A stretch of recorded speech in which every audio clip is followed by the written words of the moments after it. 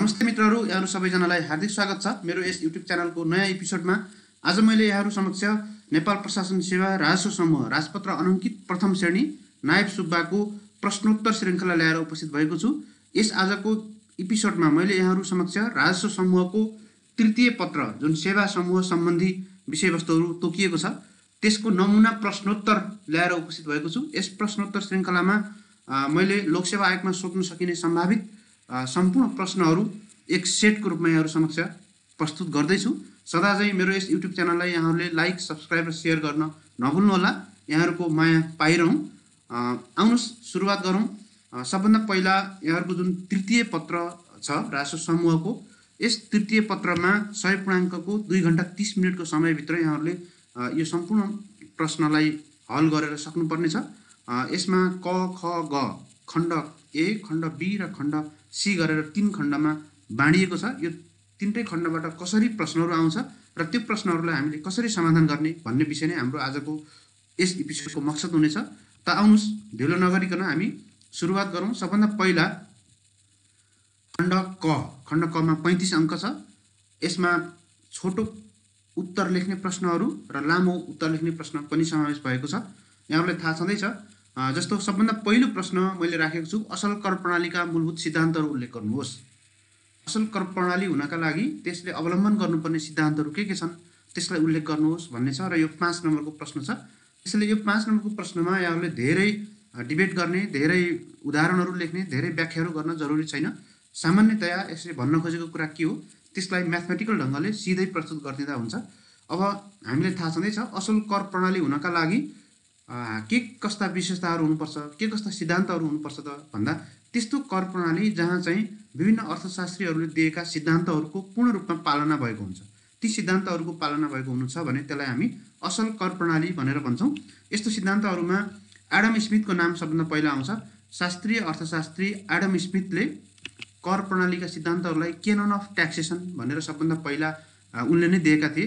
उनले 4वटा प्रिन्सिपललाई असल कर प्रणालीका मूलभूत सिद्धान्तहरू भनेर उल्लेख गरेका छन्।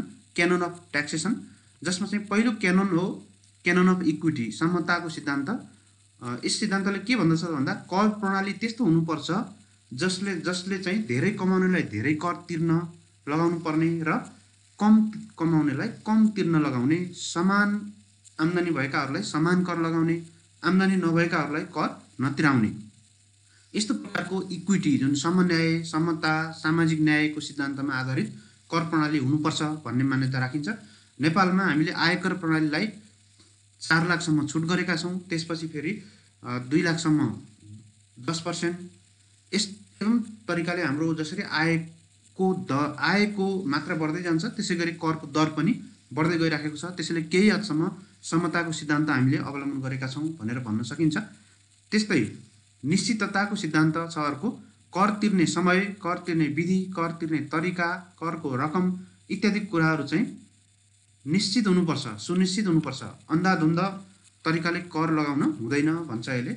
यिनको अर्को सिद्धान्त सजिलोपनाको सिद्धान्त हो, कैनन अफ कन्भिनियन्स। त्यस्तो कर प्रणाली राम्रो हो जसले चाहिँ करदाताहरूलाई एकदमै सजिलो तरिकाले कर तिर्नका लागि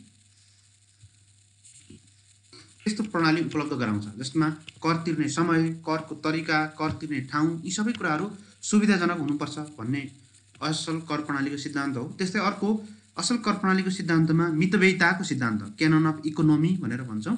कर सङ्कलन गर्दा अथवा कर तिर्दाखेरि जुन एक्स्ट्रा लागत लाग्छ, अतिरिक्त लागत लाग्छ, त्यस्तो अतिरिक्त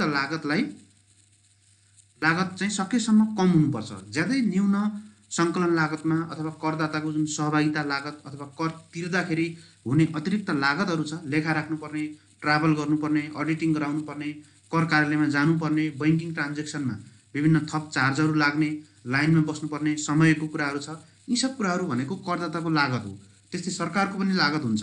यी सबै लागतहरू कमसे कम हुनुपर्छ भन्ने चाहिँ असल कर प्रणालीको सिद्धान्त हो जुन चाहिँ एडम स्मिथले दिएका हुन्। अब मित्रहरू, एडम स्मिथले दिएको 4वटा सिद्धान्त बाहेक अरू सिद्धान्तहरू पनि छन् जसलाई चाहिँ हामी असल कर प्रणालीका सिद्धान्तहरू भनेर भन्न सक्छौँ। जस्तो उत्पादकत्वको सिद्धान्त, प्रोडक्टिभिटी थ्योरी। कर त्यस्तो हुनुपर्छ जसले चाहिँ पर्याप्त मात्रामा राजस्व दिनुपर्छ। एकदमै धेरै कर लगाएर थोरै राजस्व उठ्ने त्यस्तो पनि हुनु हुँदैन।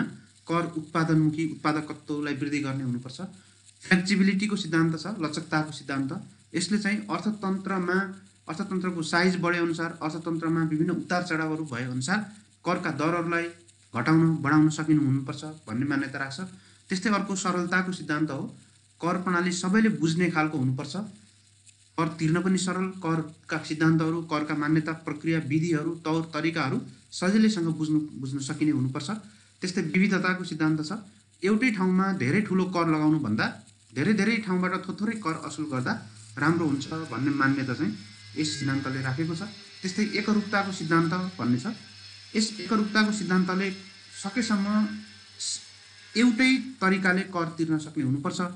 करको दरहरू अथवा करको दायराहरू छिनछिनमा परिवर्तन भइराख्ने हुनु हुँदैन।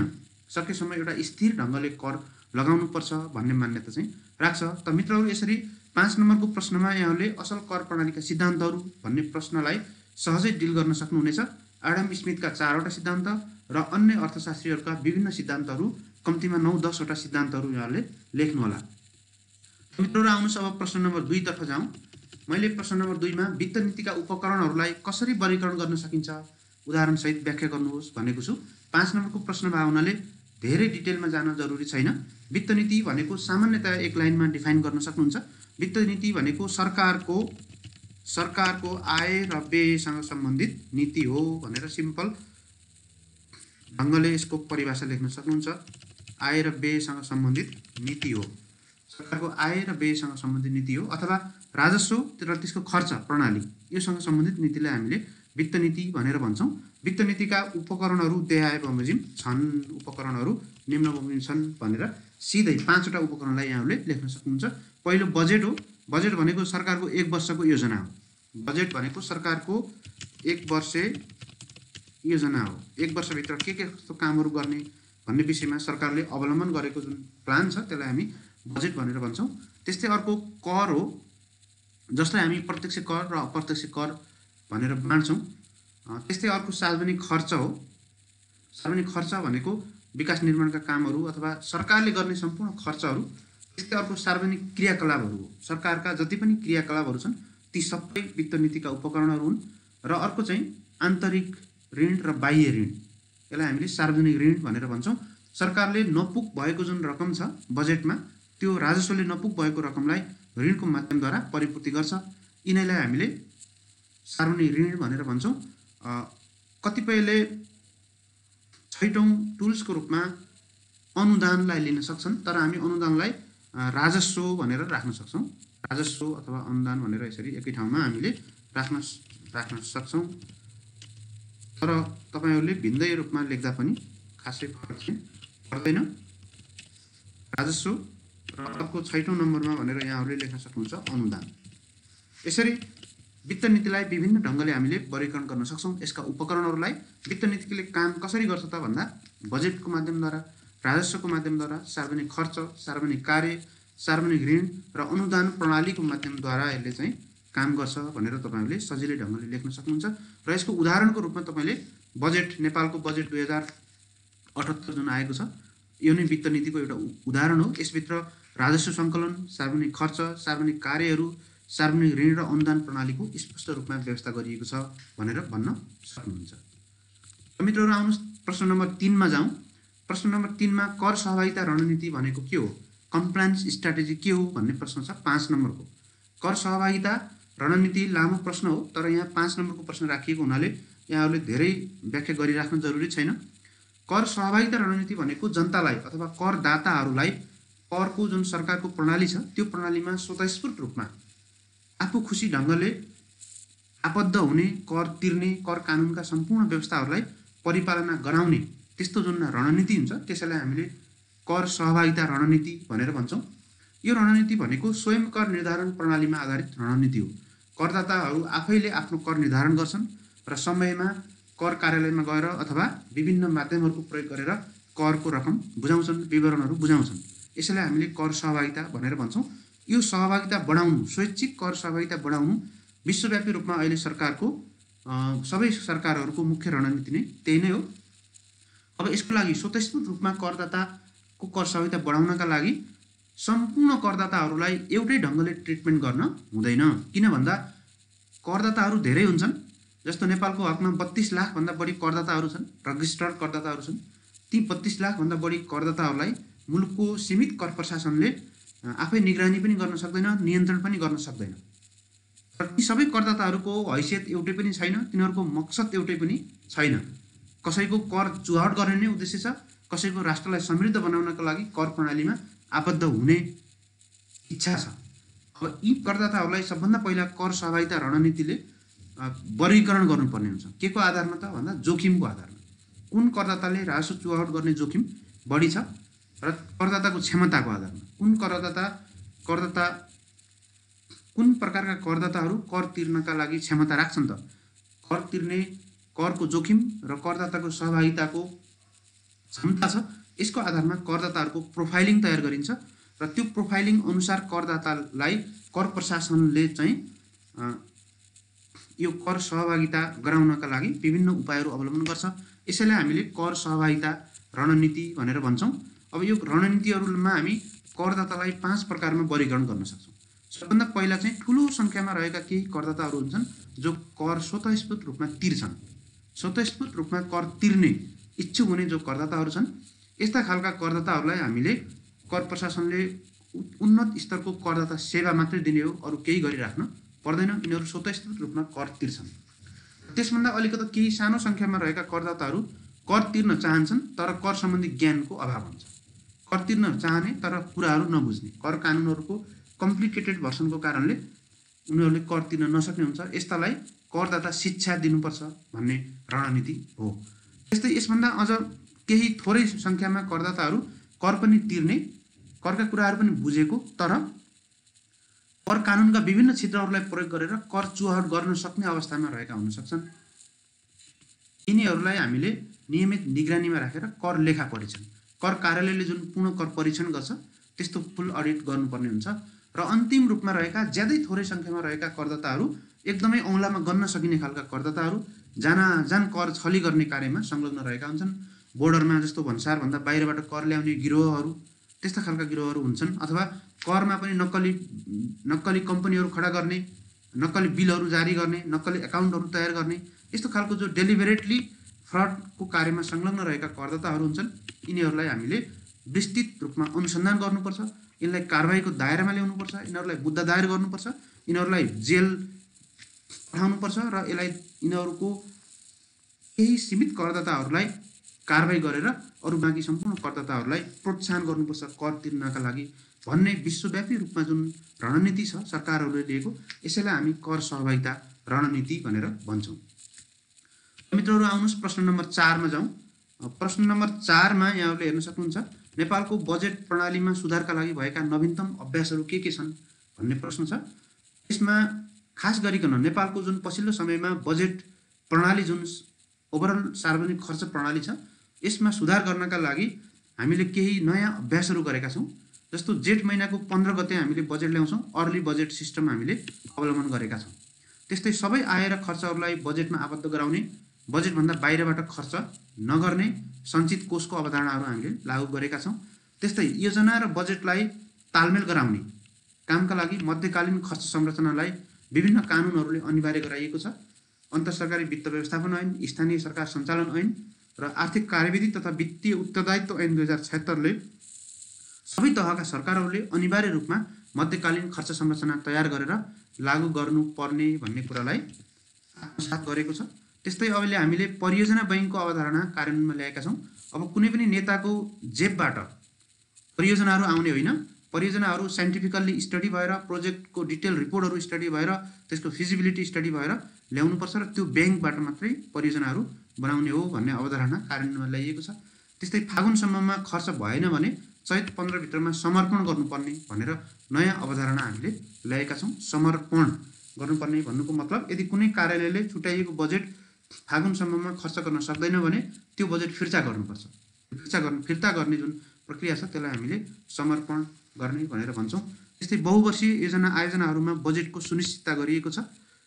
त्यस्तै खर्च व्यवस्थित गर्नका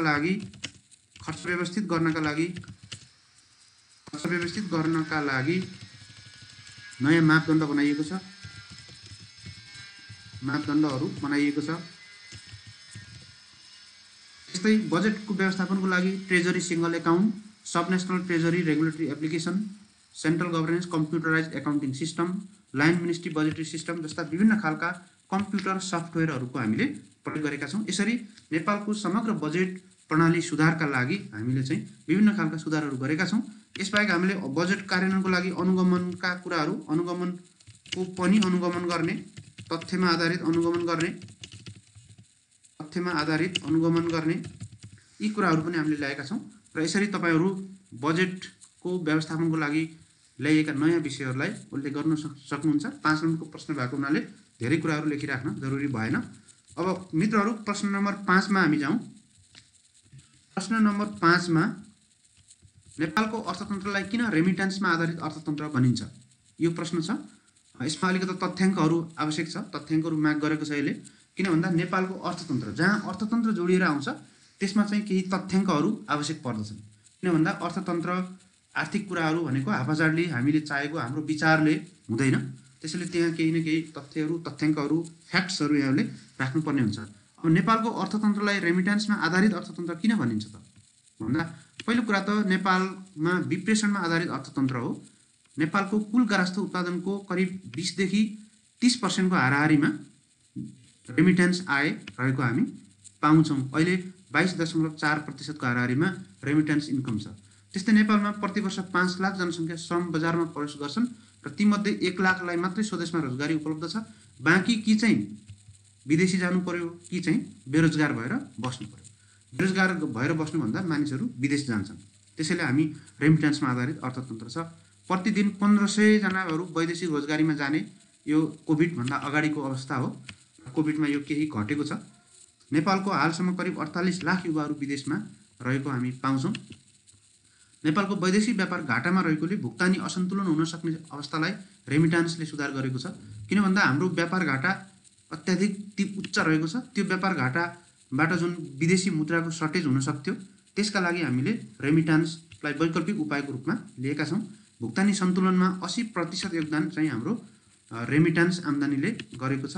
वैदेशिक मुद्राको प्राप्ति, सिप विकास र नयाँ प्रविधिको प्रयोगमा रेमिटेन्सले नेपालको अर्थतन्त्रमा पनि ठुलो योगदान गरेको छ र रेमिटेन्सले नै उल्लेख्य मात्रामा गरिबी पनि घटाएको छ। अहिले हामी 17% गरिबीको कुरा गर्छौँ र यो कुनै नेपाल सरकारले अथवा नेपालको विकास मोडलले घटाएको गरिबी होइन, यो नेपालको अर्थतन्त्रमा रेमिटेन्सबाट घटेको गरिबी हो।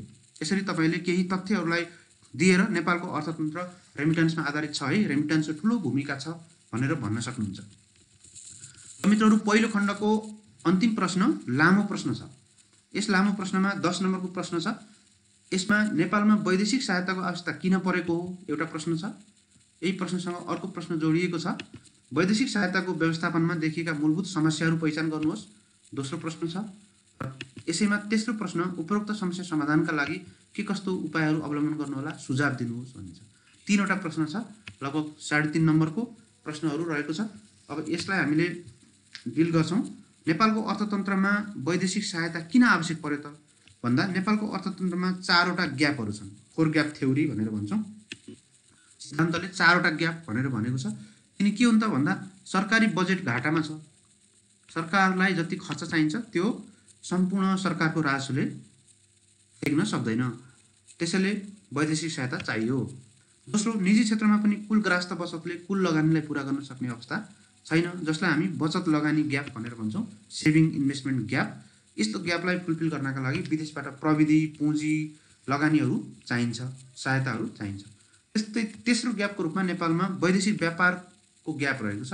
वैदेशिक व्यापार घाटामा छ। घाटामा भइसकेपछि हाम्रो भुक्तानी सन्तुलन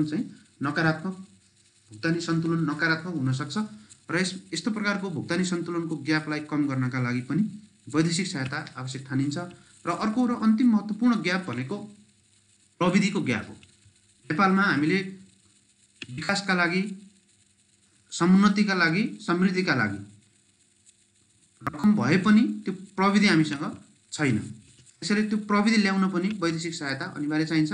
वैदेशिक सहायताभित्र प्राविधिक सहायता पनि पर्छ। त्यसैले प्रविधिको ग्याप जुन छ यो ग्यापलाई पूर्ति गर्नका लागि नेपालमा वैदेशिक सहायता चाहिएको। यो यो थ्योरिटिकल कुरा हो है। थ्योरिटिकल कुरा के हो त, चारवटा ग्याप छन्, यो ग्यापलाई फुलफिल गर्नका लागि वैदेशिक सहायता चाहिन्छ।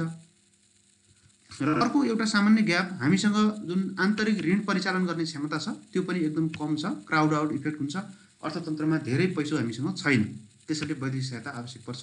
र अहिलेको स्थितिमा हामीलाई वैदेशिक सहायता किन चाहियो त भन्दा उच्च दरको आर्थिक वृद्धि प्राप्त गर्नका लागि पुँजी परिचालन गर्न चाहिएको छ वैदेशिक सहायता। पुँजीलाई परिचालन गर्नुपर्ने छ, हामीसँग पुँजी छैन। 22 सम्ममा हामी अति कम विकसित देशबाट विकासोन्मुख देशमा स्तरोन्नति हुनुपर्ने छ। त्यस्तै 2030 सम्ममा दिगो विकासका लक्ष्यहरू प्राप्त गर्नुपर्ने छ। त्यस्तै हाम्रो अर्को अन्तर्राष्ट्रिय प्रतिबद्धता भनेको हामीले 2030 मा मध्यम स्तरीय आय भएको राष्ट्रमा हामी रूपान्तरण हुनुपर्ने छ। मध्यम स्तरीय आय भएको राष्ट्रमा रूपान्तरण हुनुपर्ने छ। त्यस्तै नेपाल सरकारको दीर्घकालीन सोच रहेको छ, सम्वत 2100 सम्मको लागि, सम्वत 2100 विक्रम सम्वत 2100 सम्मका लागि हामीले दीर्घकालीन सोच जारी गरेका छौँ। र यो दीर्घकालीन सोच पूरा गर्नका लागि पनि हामीलाई वैदेशिक सहायता चाहिएको छ। हामी भर्खरै संघीयतामा गएका छौँ। यो संघीयतामा गइसकेपछि नेपाललाई ठुलो धनराशि संघीयताको व्यवस्थापनको लागि आवश्यक परेको छ, त्यसका लागि वैदेशिक सहायता चाहिन्छ। र समृद्ध नेपाल सुखी नेपाली जुन नेपालको दीर्घकालीन सोचको नारा हो, यो नारालाई व्यवहारमा साकार पार्नका लागि हामीलाई वैदेशिक सहायता चाहिन्छ। त मित्रहरू, अब हामी अर्को प्रश्नमा जान्छौँ। यसै प्रश्नको दोस्रो खण्डमा वैदेशिक सहायता परिचालनमा देखिएका समस्याहरू के छन् त भन्ने अर्को सहायक प्रश्न छ। यसमा सबभन्दा पहिला त सरकारी बजेटभन्दा बाहिरबाट वैदेशिक सहायता आउँछ। सम्पूर्ण वैदेशिक सहायता बजेटमा आबद्ध हुन सकेको छैन। अझै पनि 27% वैदेशिक सहायता बजेटभन्दा बाहिरबाट आउँछ। वैदेशिक सहायतामा जुन सहायताको पूर्वानुमान प्रणाली छ यो एकदमै कमजोर छ। एड प्रिडिक्टेबिलिटी रेसियो 55% मात्रै छ। भन्नुको मतलब हामीले कति वैदेशिक सहायता ल्याउन सक्छौँ भन्दा हामीले अनुमान गरेको 55% मात्रै आइराखेको अवस्था छ। त्यस्तै सहायताहरू खण्डीकरण भएको छ। साना साना आयोजनाहरूमा कनिका छरेर वैदेशिक सहायता आएको छ। ठुला ठुला परियोजनामा एकमुष्ट आयो भने त्यसले काम गर्छ, तर यो खण्डीकरण भएर आयो भने यसले काम गर्दैन। त्यस्तै नेपाल सरकारको सहायता खर्च गर्ने क्षमता पनि कमजोर छ। पुँजीगत खर्च हुनै सक्दैन। वैदेशिक सहायतामा विभिन्न दाताहरू रहेकोले दाताहरूको बिचमा समन्वय गर्न पनि कठिन छ। विभिन्न खालका दाताहरू छन्। त्यस्तै वैदेशिक सहायतामा दाताहरूको स्वार्थ हावी छ। जस्तो एमसिसीको कुरा गर्नुहोस् अथवा अन्य विभिन्न सहायताहरू, त्यहाँ चाहिँ दाताहरूले अनावश्यक रूपमा आफ्नो स्वार्थलाई प्रवर्धन गर्नका लागि नेपाललाई एकदम राजनीतिको ब्याकग्राउन्ड, राजनीतिको चाहिँ थलो बनाउने गरेका छन्। त्यस्तै नेपालमा जुन वैदेशिक सहायताका दात्री निकायहरू छ यिनीहरूको आन्तरिक राजनीति गर्ने थलोको रूपमा नेपाल परिचित भएको छ। त्यस्तै संयुक्त राष्ट्रसङ्घमा एउटा चाहिँ विकसित देशहरूले आफ्नो कुल राष्ट्रिय आयको 0.15 देखि 0.20% अति कम विकसित देशहरूलाई सहायता गर्ने जुन प्रतिबद्धता जनाएका थिए, ती विकसित देशहरूले त्यो पनि पालना गरेका छैनन्। विकास सहायता आपूर्तिमा आधारित छ। हामीलाई चाहिएन भन्दा पनि जबरजस्ती ल्याऊ कि ल्याऊ भन्नुपर्ने। नेपालमा हामीलाई एमसिसी चाहिएको छैन भनेर भन्दा पनि जबरजस्ती ल्याऊ कि ल्याऊ भनेको अहिले जुन बजारमा हल्ला सुनिन्छ नि, हो यो भनेको के हो त, आपूर्तिमा आधारित छ। आपूर्ति भनेको सप्लाई साइडेड छ। हामीलाई के चाहियो भन्दा पनि उनीहरू के चाहन्छन् त्यसमा सहायता दिने गरेको छ। ठुलो दाताहरू, नेपालका ठुला दाताहरू भारत र चीन छन्। यिनीहरू वैदेशिक सहायताको जुन अन्तर्राष्ट्रिय समन्वय संयन्त्र छ यसभन्दा बाहिर छन्। परियोजना व्यवस्थापन प्रणाली पनि कमजोर छ। त्यसैले समयमै वैदेशिक सहायतामा लिएका ऋण अथवा अनुदानमा लिएका परियोजनाहरू पुरा हुन सक्दैनन्। विकास सहायता नीतिका केही कमी कमजोरीहरू पनि छन्। सङ्घीय संरचनामा हामी गइसकेपछि यो विकास सहायतालाई कसरी परिचालन गर्ने भन्ने सम्बन्धमा स्पष्ट नीतिगत कमजोरीहरू रहेका छन्। त्यस्तै मित्रहरू, वैदेशिक सहायतामाथिको हाम्रो निर्भरता बढ्दै गइराखेको छ। डिपेन्डेन्सी बढिराखेको छ। धेरैजसो राष्ट्रका वैदेशिक सहायताहरू उतै फर्केर जाने गरेको छ। 24% वैदेशिक सहायता त दिने देशले आफै लैजान्छ। उसले प्रोजेक्ट रिपोर्टको अध्ययनको लागि डिपिआर बनाउने, इन्भाइरोमेन्टल स्टडी गर्ने, टेक्निकल सपोर्ट गर्ने, यी सब कुराहरू, कन्सल्टेन्टहरू नियुक्ति गर्ने, यी सब कामका लागि पैसा चाहिँ उतै फर्केर जाने अवस्था छ। त्यस्तै नेपालमा नेपाल सरकारलाई दिएको परियोजनाले काम नगर्ने, तर कुनै एउटा माइक्रो लेभलमा गरेको जुन लगानी छ त्यसले काम गर्ने, म्याक्रो माइक्रो प्याराडक्सको रूपमा पनि रहेको छ। र नेपालमा धेरै वर्षदेखि हामीले सहायता लिइराखेका छौँ र अहिलेसम्म हामीले विकास गर्न सकेका छैनौँ। त्यसैले date has not work at भनेर भनिन्छ। अहिलेसम्म वैदेशिक सहायताले नेपालमा काम गर्न सकेको अवस्था छैन। वैदेशिक सहायता प्राप्त गर्न थालेको 70 वर्ष नागिसकेको छ। यो 70 वर्ष नागेको अवधिमा पनि हामीले खासै विकास गर्न सकेका छैनौँ। त्यसैले वैदेशिक सहायताले नेपालमा विकास गर्नुभन्दा पनि आन्तरिक राजनीतिलाई खलबल्याउने यस्ता कामहरू गरेको भनेर पनि कतिपय आरोपहरू लाउने गरिएको छ। दाता राष्ट्रहरूसँगको समन्वय पनि कम छ। 2004 देखि नेपाल विकास मञ्च नेपाल डेभलपमेन्ट फोरम जुन भएको थियो यसको बैठक पनि बसेको छैन। वैदेशिक सहायतामाथि नकारात्मक सोच हावी छ।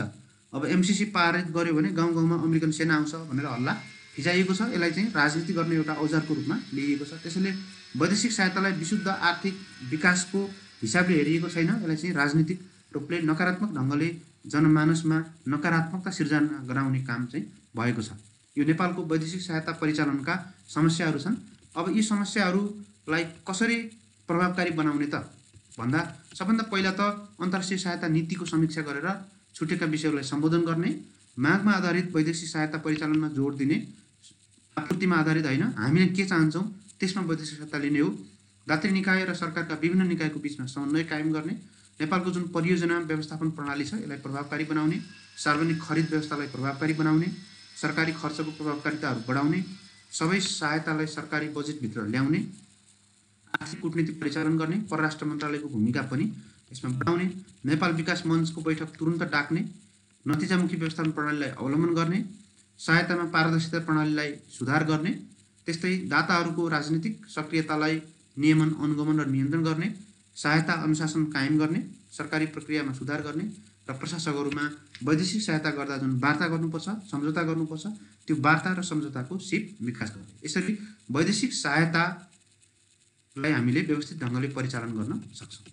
मित्रहरू अब आउनुहोस् खण्ड बीमा।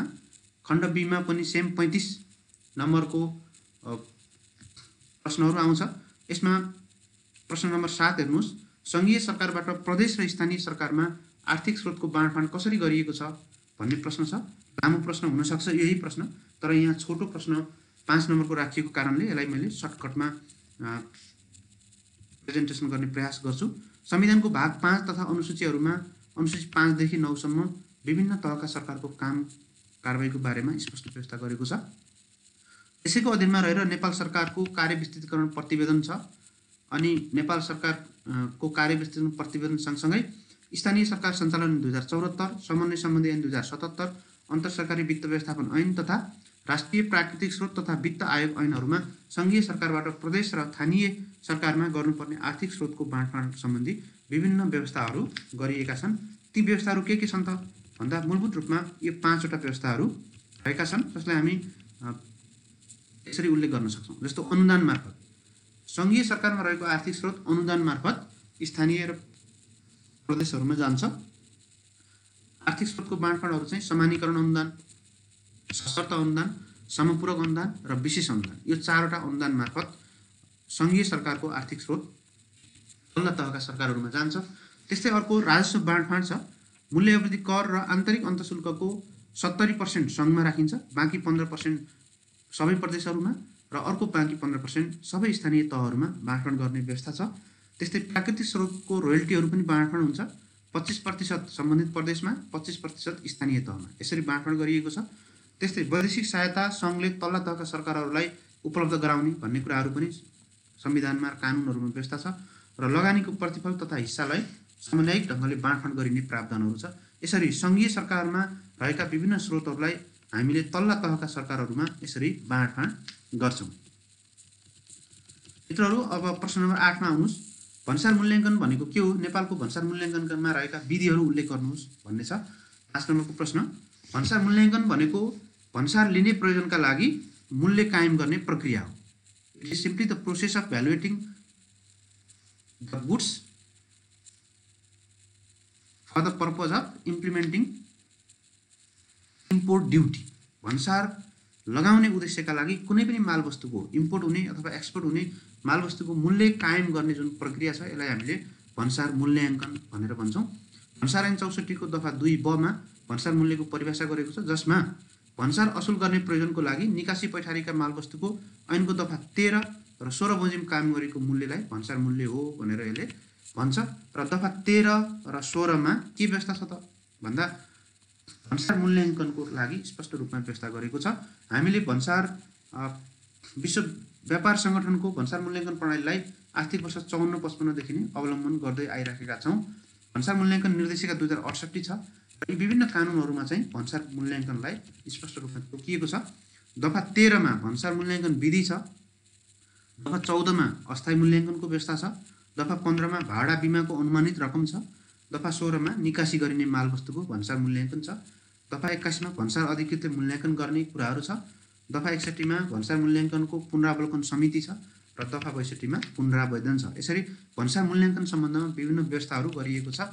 अब भन्सार मूल्याङ्कनको नेपालमा प्रचलित विधिहरू के हुन् त भन्दा दफा 13 मा मूल विधिको रूपमा कारोबार मूल्य विधिलाई मानेको छ।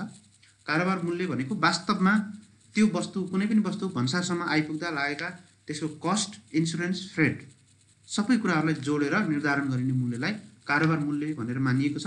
र यो विधि कारोबार मूल्य विधि प्रभावकारी भएन भने क्रमैसँग समरूप विधि, मिल्दोजुल्दो विधि, घटाउने विधि, जोड्ने विधि र मुनासिब माफीको विधि यी विधिहरू हामीले प्रयोग गर्न सक्छौँ। यसरी भन्सार मूल्याङ्कनको लागि नेपालमा जम्मा 6 वटा विधिहरू उल्लेख भएको छ। मित्रहरू आउनुहोस् अर्को प्रश्न हेरौँ। प्रश्न नम्बर 9, नेपालको आन्तरिक कर प्रणालीमा भएका जोखिमहरू के हुन्? आन्तरिक कर प्रणाली भन्ने बित्तिकै हाम्रो आयकर, मूल्यवृद्धि कर, अन्तःशुल्क यी करहरूलाई हामी आन्तरिक कर प्रणाली भनेर भन्छौँ। अब यो समग्र आन्तरिक कर प्रणाली जुन आन्तरिक राजस्व विभागबाट प्रशासित हुन्छ, यो आन्तरिक कर प्रणालीमा जम्मा 4 प्रकारका जोखिमहरू रहेका छन्। त्यो पहिलो जोखिम हो दर्ता सम्बन्धी जोखिम। कुनै पनि करदाता दर्ता हुनुपर्ने दायित्व भएको करदाता दर्ता नहुन सक्ने सम्भावना हुन्छ। त्यसैले तपाईँ बजारमा गएर देख्नुभयो भने ठुलो कारोबार गरिरहेको भ्याटमा दर्ता हुनुपर्ने कुनै करदाता भ्याटमा दर्ता भएको छैन, नहुन सक्ने सम्भावना छ। त्यस्तो प्रकारको जोखिमलाई हामीले दर्ता सम्बन्धी जोखिम भनेर भन्छौँ। दर्ता भएन भने त्यसले सम्पूर्ण राजस्व चुहावट गर्दछ। त्यसैले सबभन्दा पहिलो र महत्त्वपूर्ण जोखिम भनेको दर्ता सम्बन्धी जोखिम हो। त्यस्तै दोस्रो विवरण सम्बन्धी जोखिम हुन्छ। रिटर्न फाइलिङ गर्नुपर्ने हुन्छ। दर्ता भएका हरेक करदाताले तोकिएको अवधिमा सम्बन्धित आन्तरिक राजस्व कार्यालयमा अनलाइन विधिबाट आफ्ना सम्पूर्ण विवरणहरू तोकिएको ढाँचामा पेश गर्नुपर्ने हुन्छ। त्यो विवरण नदिनेलाई हामी नन फाइलर भनेर भन्छौँ। विवरण नदिनु पनि कर चुहावटतर्फ उन्मुख हुनु हो। त्यसैले दर्ता हुँदैमा सबै जोखिम चाहिँ हटेको मानिँदैन। विवरण सम्बन्धी जोखिम पनि हुन्छ। त्यस्तै अर्को जोखिम भनेको प्रतिवेदन सम्बन्धी जोखिमहरू। कर कार्यालयले कर निर्धारणको सम्बन्धमा, अनुसन्धानको सन्दर्भमा अथवा अन्य कुनै सन्दर्भमा करदातासँग मागेका विभिन्न खालका जुन कागजातहरू, प्रतिवेदनहरू छ, त्यो कागजात, प्रतिवेदन, प्रमाणहरूलाई समयमै पेश गर्नुपर्छ। पेश नगर्ने, बेवास्ता गर्ने, रिलक्टेन्ट प्रमाणहरू पेश गर्न रिलक्टेन्ट हुने यस्तो प्रकारको जोखिम हुन्छ, जसलाई हामीले रिपोर्टिङ रिस्क भनेर भन्छौँ, प्रतिवेदन सम्बन्धी जोखिम। र अर्को, यी सबै प्रक्रियाहरू पुरा गरे तापनि तिर्नुपर्ने कर समयमा नतिर्ने, ढिलो गरिदिने, बक्यता राख्ने, कम तिर्ने यी सब कामहरू कर दाखिला सम्बन्धी जोखिम हुन्छ, जसलाई हामीले पेमेन्ट रिस्क भनेर भन्छौँ। मित्रहरू, यो 4वटा मूलभूत जोखिमहरू छ। यसलाई यहाँहरूले डिल गर्नुहोला। त आउनुहोस् अर्को, मूल्य अभिवृद्धि करमा करकट्टी भनेको के हो? करकट्टी गर्न नपाइने अवस्थाहरू के हुन्? मूल्यवृद्धि कर नेपालमा मूल्यवृद्धि कर चाहिँ करकट्टी विधिमा आधारित छ। मूल्यवृद्धि करको गणना हामीले करकट्टी विधिबाट गर्छौँ। मूल्यवृद्धि कर गणना गर्ने विभिन्न विधिहरू छन्।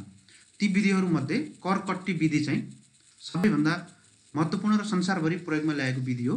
यो करकट्टी विधि भनेको बिक्रीमा सङ्कलन गरेको जतिसुकै कर छ, त्यो करबाट खरिदमा तिरेको कर जुन छ त्यसलाई घटाउन पाउने जुन व्यवस्था छ, त्यसैलाई हामीले करकट्टी भनेर भन्छौँ। त्यसका लागि दर्तावाला विक्रेताले उत्पादन, पैठारी वा खरिदमा जति पनि कर, मूल्यवृद्धि कर तिरेको हुन्छ, त्यो कर चाहिँ घटाउन पाउने, मिलान गर्न पाउने व्यवस्थालाई हामीले मूल्य अभिवृद्धि करमा करकट्टी भनेर भन्छौँ। करकट्टीका कारणले करमाथि कर लाग्दैन। त्यसैले हामी यसलाई मूल्यवृद्धि करमा नो क्यास्केडिङ इफेक्ट हुन्छ भनेर हामी भन्न सक्छौँ। नो क्यास्केडिङ इफेक्ट, क्यास्केडिङ भनेको करमाथि कर लाग्ने, नो क्यास्केडिङ इफेक्ट भनेको करमाथि कर नलाग्ने। त्यसै कारणले गर्दा करकट्टी मूल्यवृद्धि करको एउटा सुन्दर पक्ष पनि हो। तर करकट्टी लिनका लागि सक्कल बीजकहरू, खरिदमा तिरेका सम्पूर्ण बीजकहरू हुनुपर्छ। अब हाम्रो मूल्यवृद्धि कर ऐन 2052 को दफा 17 ले तथा मूल्यवृद्धि कर नियमावली 2053 को नियम 41 ले पूर्ण रूपमा करकट्टी गर्न नपाइने केही वस्तुहरू तोकेको छ, जस्तो पेय पदार्थ, अल्कोहल मिश्रित पेय पदार्थ, रक्सी, बियरहरू, सवारी साधनको लागि हल्का पेट्रोलियम, मनोरञ्जन खर्चहरू। यी खर्चमा तिरेको कर चाहिँ करकट्टी गर्न नपाइने व्यवस्था गरेको छ। मित्रहरू, अर्को प्रश्नमा आउनुहोस्। पूर्वानुमानित कर प्रणाली भनेको के हो? आयकर ऐनको आधारमा उल्लेख गर्नुहोस् भन्ने प्रश्न छ। पूर्वानुमानित कर भनेको अनुमानमा आधारित भएर तिर्ने कर, यो त आयकरसँग सम्बन्धित हो। त्यसले आयकरको सिद्धान्त के हो त भन्दा लेखामा आधारित हो आयकर। आयकर भनेको तपाईको वार्षिक आम्दानी कति छ, खर्च कति छ, त्यसको आधारमा तपाईले लेखा राख्नुहुन्छ। लेखाले निर्धारण गरेको जुन निर्धारण योग्य कर योग्य आय छ त्यसको आधारमा कर तिर्नुहुन्छ। तर साना करदाताहरू, एकदमै साना करदाताहरू जसले चाहिँ लेखा राख्न पनि सक्दैनन्, त्यसको आय व्ययको हिसाब राख्न उचित पनि हुँदैन, प्रशासनिक खर्च पनि बढी हुन्छ, त्यस्ता करदाताहरूलाई एउटा अनुमानमा आधारित भएर सामान्य कर तिरेपछि पुग्ने गरी कानुनले, आयकर ऐनले छुट दिएको छ। त्यसलाई हामी पूर्वानुमानित कर प्रणाली भनेर भन्छौँ, लमसम कर पनि भन्छौँ, एकमुष्ट कर प्रणाली पनि भन्न सक्छौँ। त्यसका लागि नेपालमा स्रोत रहेको व्यवसाय हुनुपर्छ। विदेशमा स्रोत भएको आयमा यस्तो प्रणाली लागू हुँदैन। र वार्षिक रु 30 लाखसम्मको कारोबार हुनुपर्छ म्याक्सिमम, र 3 लाखसम्मको आम्दानी हुनुपर्छ। यति भित्रको कारोबार छ र त्यो चाहिँ प्राकृतिक व्यक्ति हो भने त्यसले चाहिँ आफ्नो लेखा नराखिकन एकमुष्ट रूपमा तोकिएको कर चाहिँ बुझाइदिनुपर्छ। त्यसरी कर बुझाउँदा बैंकमा गएर D01 फारम भन्ने एउटा फारम हुन्छ, त्यो फारम भरेर बुझाइदिनुपर्छ। त्यो फारमको साथमा अरू थप विवरणहरू केही पनि पेश गर्नु पर्दैन, तर आफ्नो कारोबारलाई पुष्टि गर्ने कागजातहरू चाहिँ आफूसँग सुरक्षित राख्नुपर्छ। त्यसैले हामीले पूर्वानुमानित कर प्रणाली, प्रिजम्प्टिभ ट्याक्सेसन सिस्टम भनेर भन्छौँ। त्यसैले अब नेपालमा कस्तो छ त पूर्वानुमानित कर प्रणालीको प्रस्ताव भन्दा आयकर ऐनको जुन अनुसूची 1 छ, त्यो अनुसूची 1 ले महानगरपालिका, उपमहानगरपालिका क्षेत्रमा व्यवसाय गर्नेका लागि 30 लाखसम्म कारोबार भएको र 3 लाख आम्दानी छ भने त्यसलाई 7,500 रुपैयाँ एकमुष्ट बुझाएपछि पुग्छ। नगरपालिका क्षेत्रमा एकमुष्ट 4,000 रुपैयाँ बुझाए पुग्छ वार्षिक रूपमा। त्यस्तै गाउँपालिका क्षेत्रमा 2,500 2,500 रुपैयाँ बुझाए पुग्छ। यसैले हामीले प्रिजम्प्टिभ ट्याक्सेसन भनेर भन्छौँ। मित्रहरू आउनुहोस्, अब हामी खण्ड खको लामो प्रश्नमा। अब यो लामो प्रश्नमा मूल्यवृद्धि करमा कर फिर्ता भनेको के हो, यसको महत्त्व उल्लेख गर्दै कर फिर्ताका प्रकारहरूको बारेमा चर्चा गर्नुहोस् भन्ने प्रश्न छ। यहाँनिर मूल्यवृद्धि कर फिर्ता भनेको के हो एउटा प्रश्न छ, यसको महत्त्व उल्लेख गर्नुहोस्। दोस्रो प्रश्न छ कर फिर्ताका प्रकारहरू उल्लेख गर्नुहोस्। तेस्रो प्रश्न छ, 3वटा उपप्रश्नहरू छ। अब मूल्यवृद्धि करमा कर फिर्ता भनेको के हो त? खरिदमा तिरेको करलाई बिक्रीमा असुल गरेको कर घटाएर बाँकी रहेको कर मात्र दाखिला गर्ने हो। यसरी बिक्रीमा सङ्कलन गरेको करबाट खरिदमा तिरेको कर घटाउँदा ऋणात्मक भएमा त्यसलाई हामी क्रेडिट भनेर भन्छौँ। खरिदमा तिरेको कर बढी छ हो, यस्तो क्रेडिट आगामी महिनाहरूमा सार्दै जाने र 6 महिनासम्म पनि मिलान भएन भने त्यस्तो करलाई सरकारबाट फिर्ता माग्नका लागि दाबी गर्न सकिन्छ।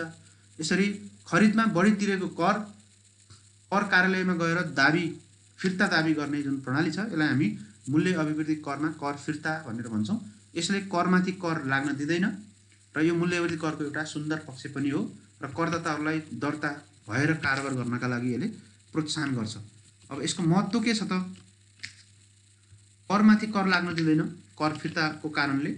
त्यस्तै केही उत्पादकहरूलाई यसले प्रोत्साहन पनि गर्छ। कर फिर्ता पाइन्छ भनेपछि, जस्तो औषधि उद्योगहरूले कर फिर्ता पाउँछन् भनेपछि उनीहरूले औषधि उद्योगलाई बढी प्रोत्साहन मिल्छ। निर्यातमा कर फिर्ता हुन्छ, त्यसैले निर्यातलाई प्रवर्धन गर्न सहयोग पुग्छ र करको सही हिसाब निकाल्न पनि सकिन्छ।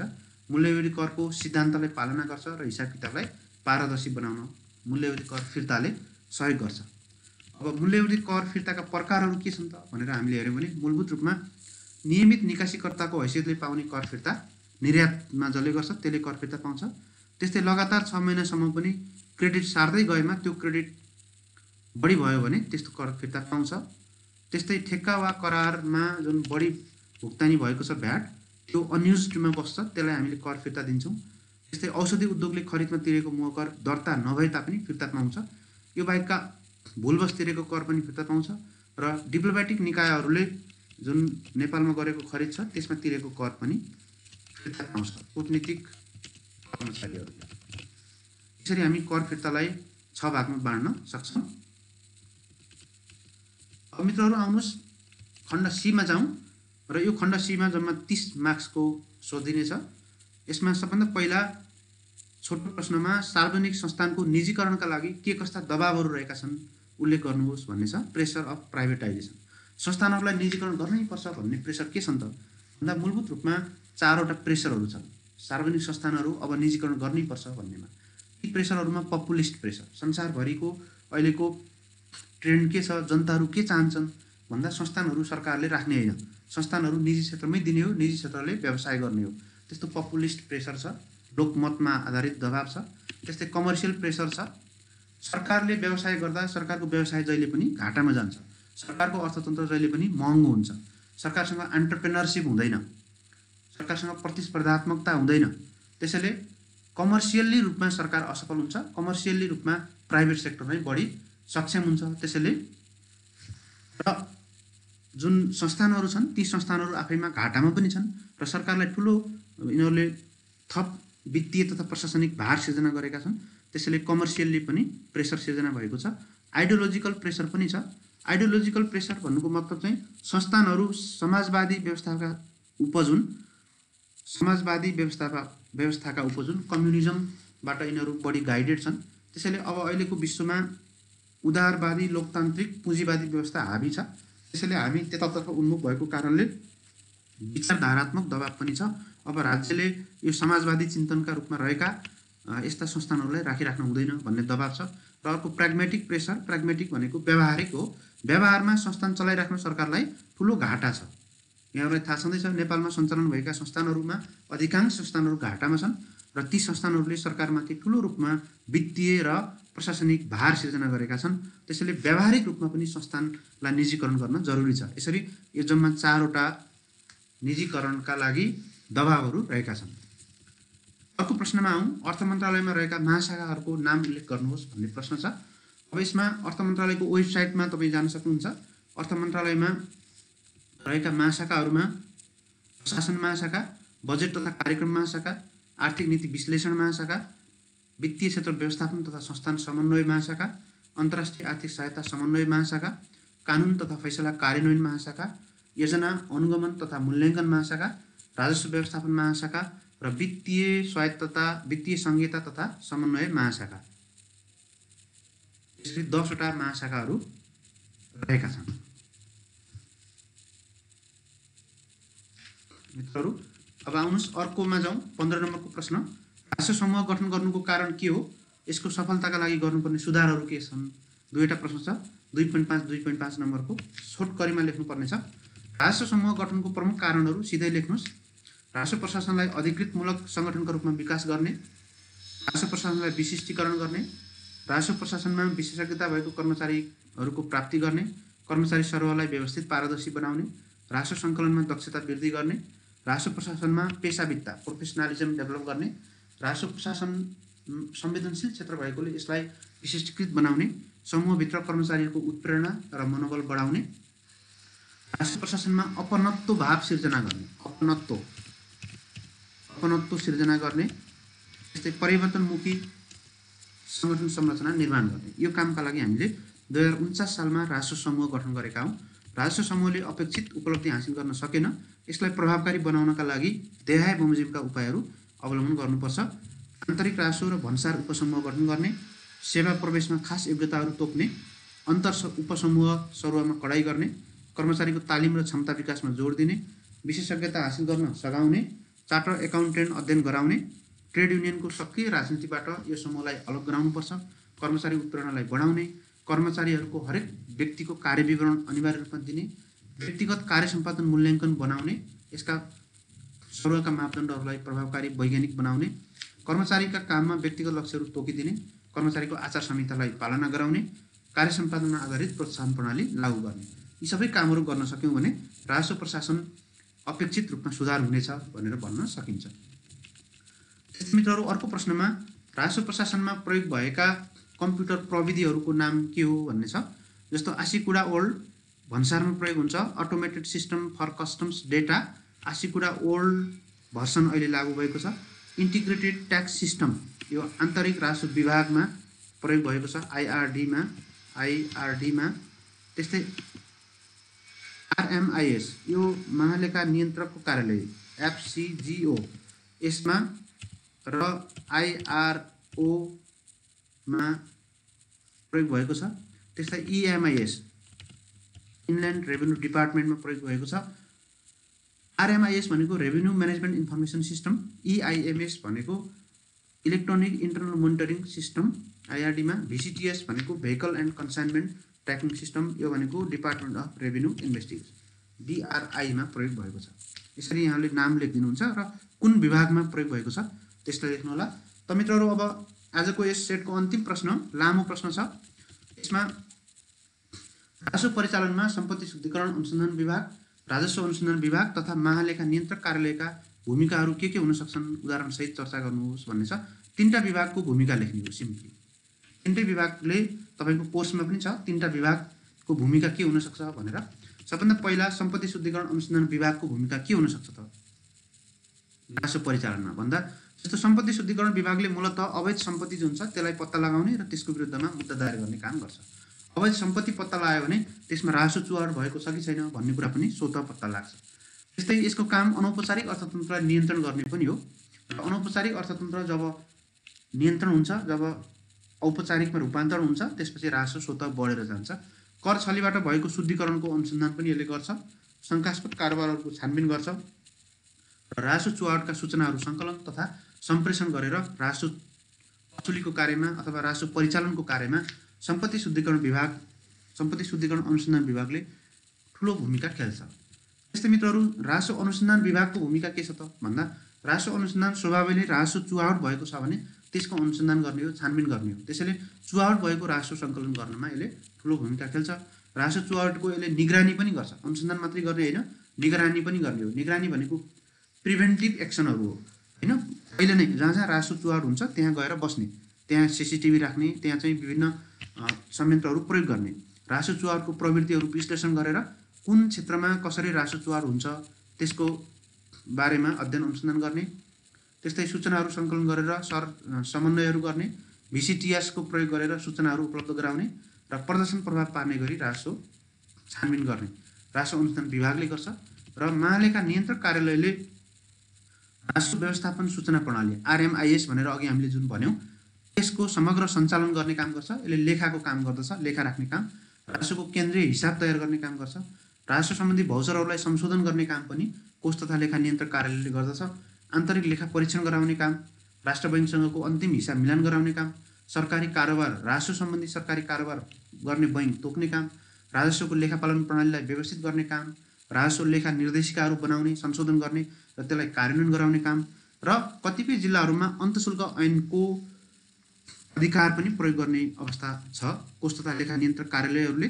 जस्तो एकदम दुर्गम जिल्लाहरूमा जहाँ चाहिँ राजस्व प्रशासन पुग्न सक्दैन त्यहाँ अन्तशुल्क ऐनले दिएको मदिरा सम्बन्धी अन्तशुल्क सम्बन्धी इजाजतहरू दिने त्यस्तो काम चाहिँ कोष तथा लेखा नियन्त्रक कार्यालयहरूले गर्दै आएका छन्। तिनीहरूले पनि राजस्व सङ्कलनमा प्रत्यक्ष रूपमा सहयोग पुर्याएका छन्। त मित्रहरू, यसरी हामीले तीनटै निकायहरूको राजस्व परिचालनमा भएको जुन योगदान छ, जुन भूमिका छ, यसलाई चर्चा गर्न सक्छौँ। त मित्रहरू, आज मैले यहाँहरू समक्ष राजस्व समूहको तृतीय पत्रको सेवा समूह सम्बन्धी एक नमुना सेट प्रश्न यहाँहरूलाई उपलब्ध गराएँ। अब आगामी दिनहरूमा म थप यस्तै सेटहरू पनि ल्याउनेछु। मेरो यस युट्युब च्यानललाई यहाँहरूले लाइक, सब्सक्राइब र सेयर गर्न नभुल्नुहोला। आज म बिदा हुन्छु। हस्त सबैजनालाई थ्याङ्क यू सो मच।